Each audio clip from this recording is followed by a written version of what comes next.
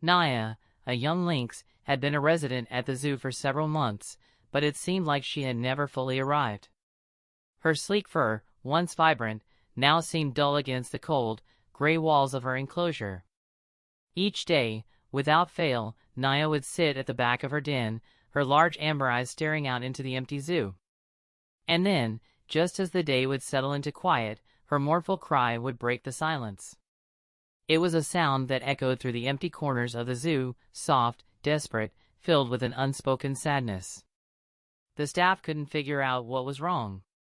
Visitors often asked about her, drawn to her haunting wails, but no one had an answer. They tried everything, new toys, extra food, more attention, but nothing worked. Naya's gaze was distant, disconnected, as if she were trapped in some unfathomable sorrow. Every attempt to comfort her seemed to fall short. Her backstory was one of tragedy. Rescued as a tiny cub after poachers had ruthlessly killed her family, Naya had been brought to the zoo as a helpless orphan. She had been too young to survive on her own, and the zoo had been her only refuge. The first few months had been challenging for her, but eventually she began to trust her caretaker, Mark, the one person who had made her feel safe. Mark had been her constant, her rock. He was the one who fed her, who whispered to her softly, and who mimicked the sounds of the forest to remind her of the wild she had lost. He was the last link to her past, and now he was gone. When Mark had left the zoo months ago, it had been like someone had torn a hole in Naya's world. She could no longer bring herself to bond with any of the other caretakers who had tried to step in. They weren't him. And with every passing day, the cries grew more frequent, more heart-wrenching.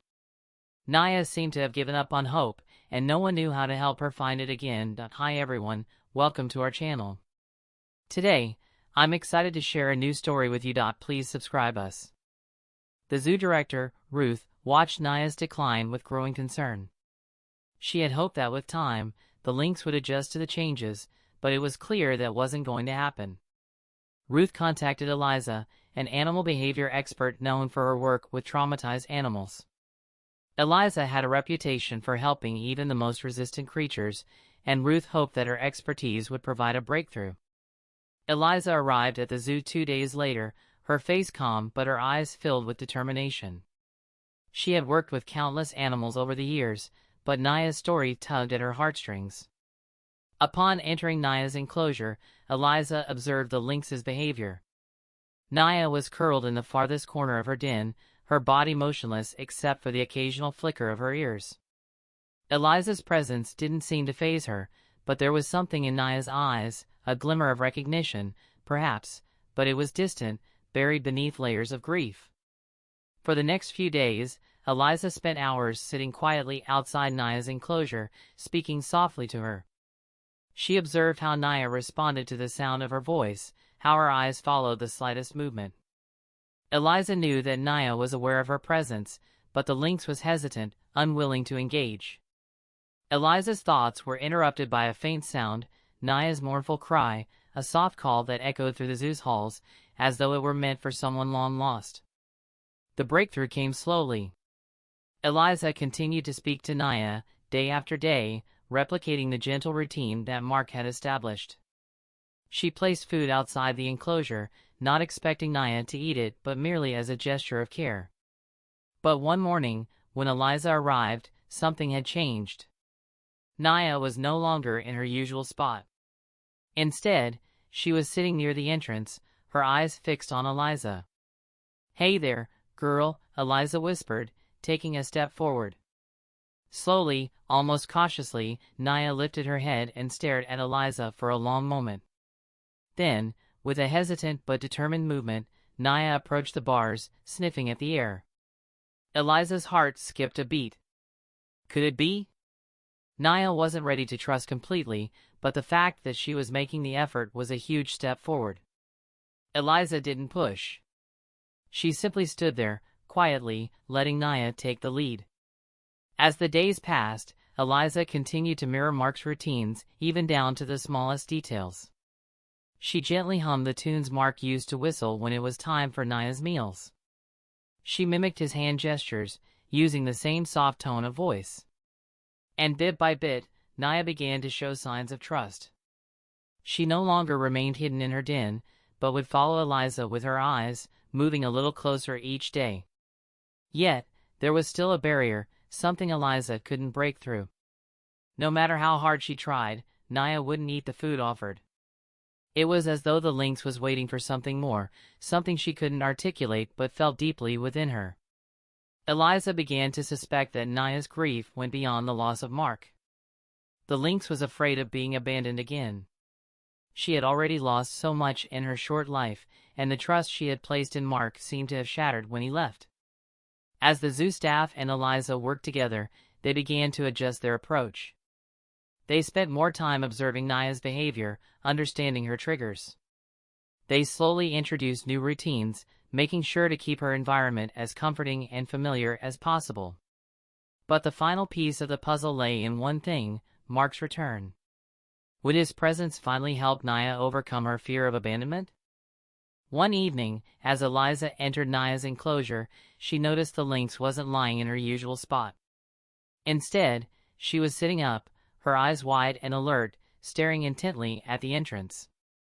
For the first time in weeks, Naya seemed to notice something outside her den. Eliza paused, sensing that something was different. A figure stood outside the enclosure, faintly illuminated by the dimming light of the evening. It was a silhouette, but to Eliza, it seemed hauntingly familiar. She stepped back, her breath catching in her throat as she recognized the figure: Mark. The former caretaker had returned. Naya's ears twitched, her body stiffening, and Eliza could feel the air shift. Mark, unaware that Eliza had just entered, moved slowly towards the enclosure, his hands at his sides, eyes fixed on the lynx. He had heard about Naya's condition, and driven by concern, he returned, unsure of what to expect. But the moment his presence entered Naya's space, something shifted in the lynx. Naya's gaze never left Mark as she began to move. Slowly, cautiously, she crept towards him, her steps hesitant but determined.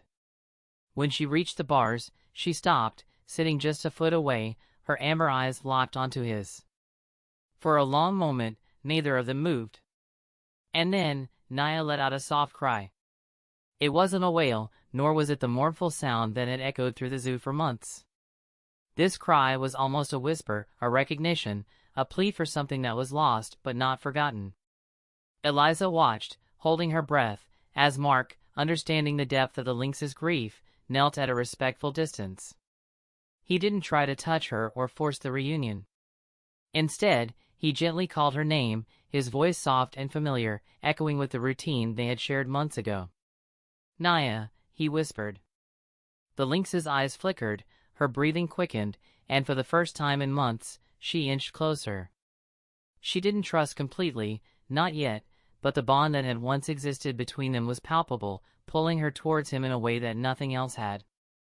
Mark's visits became a regular part of Naya's routine. At first, he would sit quietly by the enclosure, just as he had done in the past. He didn't rush her or force any interaction, he simply let Naya come to him in her own time. Eliza observed from a distance, noting how Naya's demeanor began to shift. It was slow, almost imperceptible at first, but there was a definite change in the air. Naya's eyes followed Mark, her body language less tense. Each day, Mark spent more time with her. He spoke in the familiar, soothing tone that once calmed her fears. And slowly, the walls Naya had built around herself started to crumble. She approached him, cautiously at first, sniffing the air around him, as if testing the waters. Then, one afternoon, she did something she hadn't done in months: she ate. Not just a few nibbles, but a full meal. Mark's voice calling her name had finally broken through the layers of grief she had been carrying. Naya's energy returned. The once distant, melancholic lynx began to move more freely, her playful nature starting to emerge once again. She pounced at the toys Mark brought, her movements lithe and full of the curiosity she had lost. The mournful cries were replaced with contented chirps and soft meows, and her gaze, once clouded with sadness, now held a flicker of joy. For the first time in a long while, Naya seemed to believe in the possibility of connection once more. As the weeks passed, Mark's presence in Naya's life became a comforting routine. But eventually, his time at the zoo came to an end. He had personal commitments pulling him away, and as much as it pained him, he knew he had to leave. On his final day, he stood at the gate of Naya's enclosure, looking at the lynx who had healed in ways he hadn't imagined. Naya lingered near the bars, her amber eyes fixed on him, the familiar sorrow replaced by something gentler, a soft purr that rumbled deep in her chest. With a heavy heart, Mark crouched down, reaching his hand through the bars, offering one last touch. "You'll be okay, girl," he whispered, his voice thick with emotion. "You've come so far." Naya leaned into his hand, nuzzling it softly, her eyes never leaving his. It was a silent promise, one that neither of them needed to speak aloud. Months later, when Mark visited the zoo again, he found Naya playing joyfully with other animals in the enclosure. Her transformation was complete. No longer alone in her sorrow, she had found a new sense of peace. Naya's journey from grief to healing stood as a reminder that love, trust, and connection have the power to mend even the deepest wounds. If this story touched your heart, hit the like button and subscribe to our channel.